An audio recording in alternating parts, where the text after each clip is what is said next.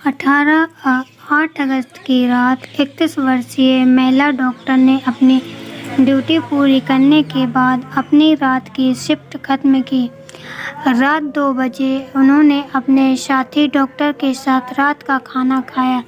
36 घंटे लगातार काम करने के बाद डॉक्टर ने अस्पताल स्टाफ के लिए बनाए गए डॉक्टर के विश्राम कक्ष में आराम करने का निर्णय लिया। उन्हें 36 घंटे लगातार काम करने के लिए मजबूर किया गया और यातना का सामना करना पड़ा, लेकिन उन्हें नहीं पता था कि यह आखिरी बार था जब वे शांति और सुरक्षा के साथ आंखें बंद कर रहे थे।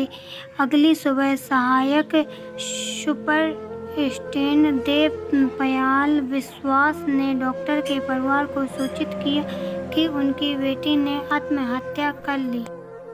हालांकि जब परिवार अस्पताल पहुंचा तो उन्हें 3 घंटे बाहर इंतजार करने के लिए मजबूर किया गया और शव देखने की अनुमति नहीं दी गई।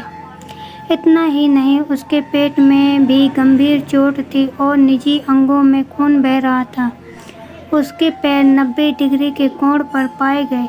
अपराधियों की कुकृतता स्पष्ट है, क्योंकि पेल्विस मानव शरीर का सबसे मजबूत जोड़ा होता है, जिसे टूटने के लिए 2000 से 10,000 न्यूटन का बल चाहिए। टन के विरोध किया था। स्रोतों के अनुसार यह समझाया जाता है कि डॉक्टर की मौत में 18 से 20 लोगों का हाथ था और उसमें से एक ने जो पीड़िता के साथ बुराई की थी वह एक महिला डॉक्टर थी जो उसकी दोस्त थी। पुलिस और अस्पताल की लापरवाही। पीड़िता की घटना के सार्वजनिक होने के बाद सोशल मीडिया पर विभिन्न आरोप और खुलासे वायरल हो गए, जिससे उसकी मौत के बारे में बहुत सी अटकलें लगाई गईं। जब यह दावा किया गया कि डॉक्टर के साथ सामूहिक बलात्कार हुआ है, तो पुलिस ने इसका खंडन किया। इसके अतिरिक्त अस्पताल ने भी मामले को गंभीरता से नहीं लिया और स्थिति के बढ़ने के बाद ही रिपोर्ट दर्ज की। डॉक्टर के माता-पिता ने भी कोलकाता पुलिस पर विश्वास की कमी व्यक्त की। फ्रेंड की उनकी बेटी की हत्या की जांच ठीक से नहीं जाएगी और दोषियों को सजा नहीं मिलेगी। 13 अगस्त को कोलकाता हाई कोर्ट ने राज्य पुलिस को सीबीआई को मामले को सौंपने का आदेश दिया, क्योंकि अब तक की गई जांच से असंतोष था। 15 अगस्त की रात लगभग 7,000 लोग अपराध स्थल पर गए और मुसीबतों को नष्ट करने की कोशिश की। सोचिए, 7,000 लोग अस्पताल में आए ताकि अपराध के सबूतों को मिटाया जा सके। यह अपराध की गंभीरता को दर्शाता है और शक्तिशाली व्यक्तियों की संचालित का संकेत करता है। पुलिस इसे रोकने में असमर्थ दिखी, जिससे जनता निराश हो गई।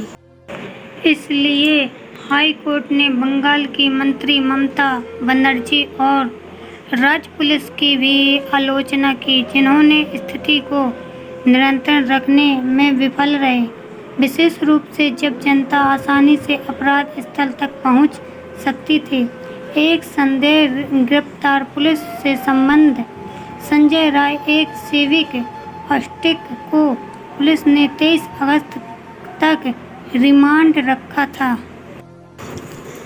जब उसके कान की बालियां डॉक्टर के शव के पास पाई गईं, संजय ने कथित रूप से इस घृणित अपराध को स्वीकार किया। उन्होंने अधिकारियों को मौत की सजा देने की चुनौती दी।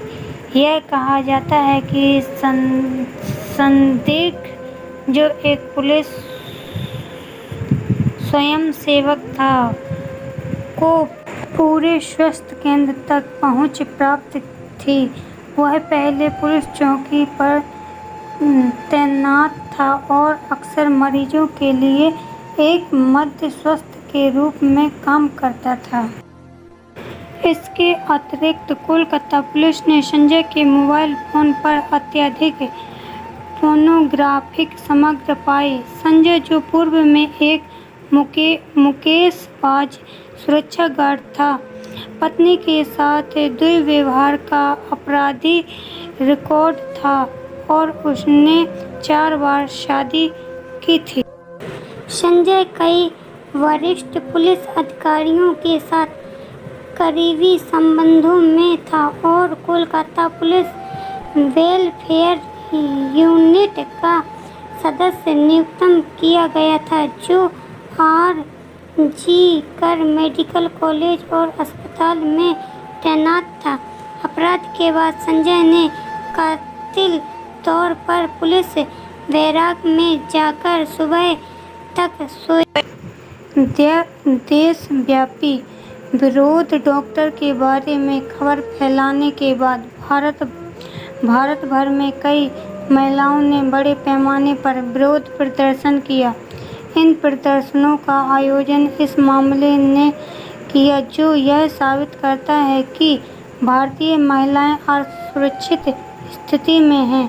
इसके अतिरिक्त भारतीय चिकित्सा संघ (IMA) ने भी देश भर में विरोध प्रदर्शन किया, जहां डॉक्टर सड़कों पर उतरे और 17 अगस्त को सुबह 6 बजे से 18 अगस्त को सुबह 6 बजे तक 24 घंटे काम पर नहीं गए।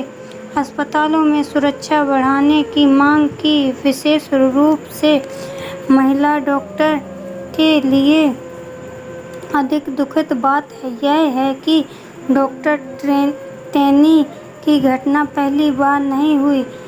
कई अन्य डॉक्टर जैसे डॉक्टर आराध्य, डॉक्टर प्रियंका रेड्डी, डॉक्टर सुरेता सिंह और डॉक्टर अंजलि सिंह ने भी इसी तरह की किस्मत का सामना किया है।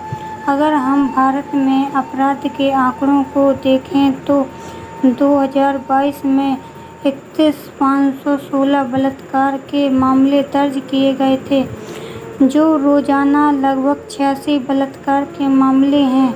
तो सोचिए, अगर यह एक शिक्षित महिलाओं के साथ हो सकता है तो भारत में अन्य महिलाओं की स्थिति क्या होगी, जो आवाज नहीं उठा सकती। अब तक चेंज मार्ग पर एक ऑनलाइन याचिका कोलकाता से मेडिकल इंटर के बलात्कार और हत्या के लिए उचित जांच और न्याय के नाम से लगभग 15,000 हस्ताक्षर प्राप्त हो चुके हैं। उम्मीद है कि डॉक्टर टेनी को न्याय मिलेगा और जिम्मेदार लोगों को पूरी कड़ी सजा मिलेगी।